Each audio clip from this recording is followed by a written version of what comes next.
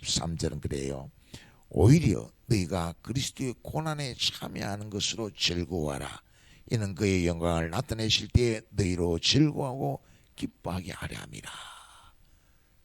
고난에 참여하는 것, 욕을 먹고 박해를 받아도 축복하는 사람이 되는, 그렇게 되게 만드는 목적을 가지고 임하는 고난, 그 고난을 즐거움으로 다 인내하며 복의 통로가 된다는 거예요.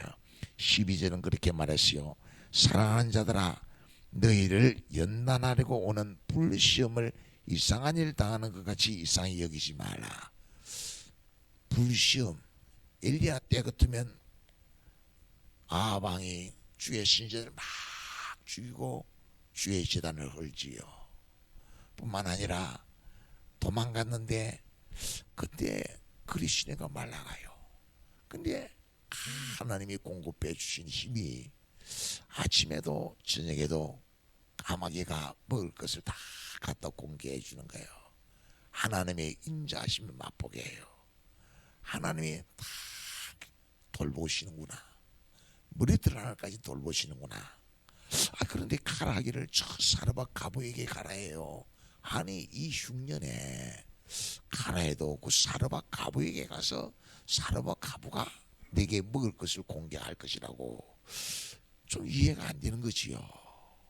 근데 믿음으로 가서 하나님이 시킨 대로 했더니 하나님이 공급해 주시기를 은혜를 끼치게 해요. 사르밧 가부의 가정의 문제가 해결되도록 사용해 주시는 거, 사용해 주시는 거 뿐만 아니라 아들이 죽었어요. 그래도 하나님이 기도하게 해가지고 그 아들을 살리게 해요.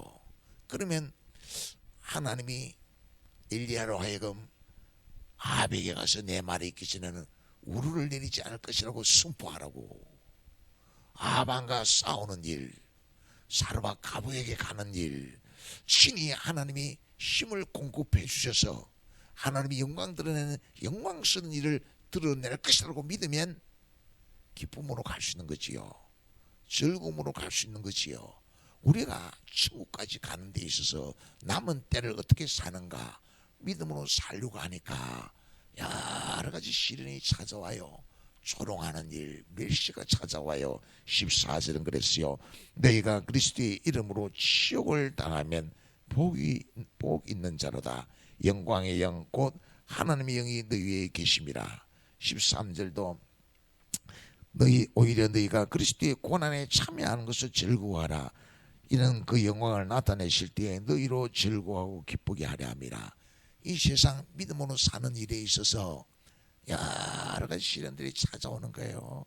다 예수 한번 부활의 소망 품고 딱 믿음으로 살려고 고향 산천을 떠나왔는데 계속되는 경제적인 시련이 찾아온다면 찾아와요.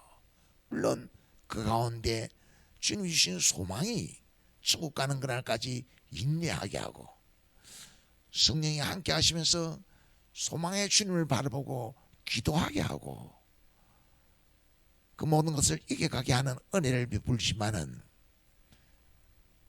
우리의 매일같이 우리가 고난과 싸워가야 하는 시련이 있지요. 그 시련. 그런데 그 가운데 하나님이 엘리야를 통하여 선한 도구로 사용하여 주는 것처럼 하나님의 은혜가 있는 거예요. 공급해 주신 힘이 있는 거예요. 복의 통로가 되게 하는 거예요. 그 믿음을 가지고 고난에 참여하는 것으로 즐거워하라.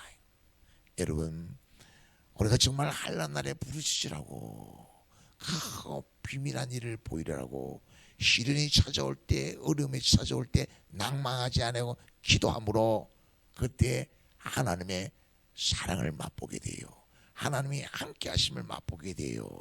하나님이 복의 통로로 쓰심을 보게 돼요. 성령이 생각과 마음을 지켜주신 은혜로 승리하게 돼요. 승리하게. 그래서 로마서 5장 5절 읽어보겠습니다. 시작.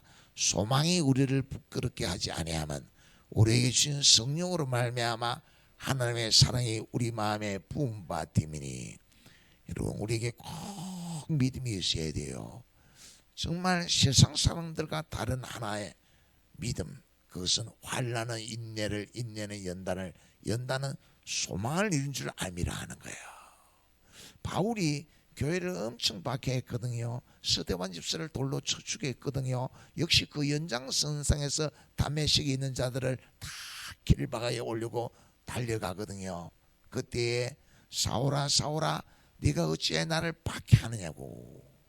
당신 누굽니까? 나는 내가 박해하는 예수라고. 그때 바울은 물론 예수님이 정말 부활하셨고 예수님이 살아계시구나 하는 것을 깨닫게 되어지겠지요. 그런데 예수님이 바울을 향하여 내가 사울을, 스데반 집사를 돌로 쳐 죽였다고, 교회를 막 박해했다고 하는 그 지혜에 대해서, 허물에 대해서 묻지 않는 거예요. 깨닫게 하고 그 허물을 덮어주는 거예요. 그러면서 도시로 들어가라고, 다메섹으로 들어가라고, 내가 할 일을 가르치리라고. 그래 갔더니 3일 후에 아나니아라고 하는 제자가 와서 기도하여 앞을 못 보는 것을 보게 하면서 말씀하는 거예요. 넌 나의 택한 그릇이라고. 주님께서 택하셔서 크게 부활하신 주님을 증거하는 일을 위하여 사도로 세운다고. 사도로 세우는데 그 사도의 길을 가는데 앞으로 내가 그 길을 가면서 당할 고난을 보이리라. 그 사도의 길이 많은 고난이 있는 것을 보일 것이다. 십자가가 뭔지를 보여줄 것이다. 그런데 고난만 있겠어요? 하나님이 함께 하심이 있느냐. 하나님이 함께 하심. 그때 바울이 말하는 거예요. 자기가 교회를 엄청 박해했는데 그것을 다 덮어주시고 택한 그릇으로 삼으실 때에 사신도 부활의 산 소망 가운데 가면서 성령으로 말미암아 하나님의 사랑이 우리 마음에 분부되었다고. 주님 나 같은 죄인도 사랑하시는구나. 나 같은 죄인도 사랑하셔서 부활의 증인으로 쓰시는구나. 나에게 택한 그릇이라고 귀한 일을 맡기는구나 하는 큰 깨달음을 받고 하나님의 사랑 가운데 가는 거예요. 자기는 다 하나님의 은혜로 충성할 수 있게 되었다 하는 거예요. 여러분, 그래요. 누가복음 11장 그랬어요. 눈이 어두우면 온몸이 어둡다고. 눈이 밝으면 온몸이 밝다고. 그렇지 않겠어요? 눈이 어두우면 온몸이 고통스러운 게 불편한 거. 그럼 눈이라는 것이 뭐겠어요? 영적인 안목에서 관점의 관점. 환난. 내게 왜 이런 환난이 어려움이 찾아오는가? 그것은 있지요.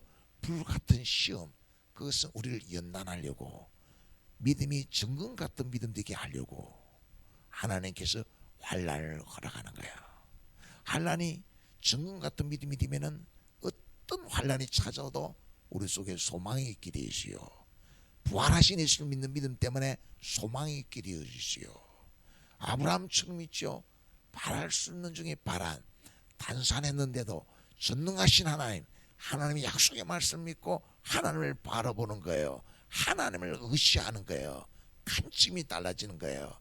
어떤 환난 가운데서도 주님이 함께 할 것이고 죽어도 살고 영원히 사는 천국에서 영생을 누릴 것이라고 하는 안목을 소유하게 돼요. 안목. 성탄에 오신 예수님, 하늘 보자 버리고 낮고 친한 인간의 몸을 입고 오셨어요. 왜? 나를 섬기기 위해서. 내게 부활의 산소망, 십자가의 대속의 은혜를 알고 부활의 산소망으로 우리 가운데 거듭나는 하나님의 백성 되게 하기 위해서 예수님이 오신 거예요. 예수님이 오셔서 우리에게 참 사랑이 뭔지를 알게 해요. 사랑은 허물을 덮어주는 거예요. 허물을 덮어주는 것을 그치는 것이 아니고 십자가를 지는 거예요. 같이 그렇게 인내하면서 아주 치욕, 조롱과 멸시를 당해도 그렇게 영광의 영 성령이 함께 하시면서 그렇게 하도록 우리를 고치해 줘요. 보혜사가 그런 마음을 품도록 만드셔서 영광스러운 삶을 이루게 해요.